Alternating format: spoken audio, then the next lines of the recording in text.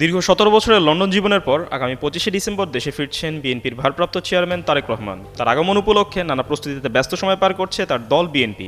একই সাথে প্রস্তুত করা হচ্ছে গুলশানের বাসভবন ও তার অফিস।